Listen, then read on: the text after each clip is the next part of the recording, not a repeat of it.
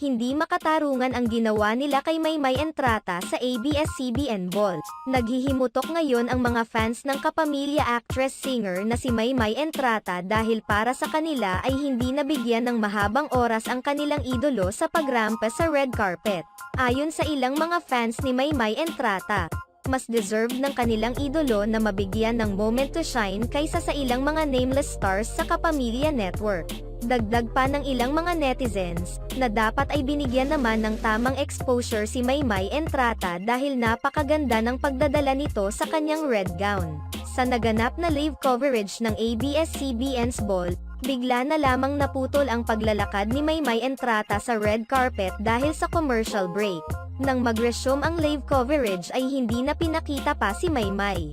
Sa kabilang banda, hindi pa naman nagbibigay ng anumang pahayag ang actress na si Maymay Entrata, maging ang manager nito ay tikom din ang bibig sa isyong unfair treatment mula sa ABS-CBN Network.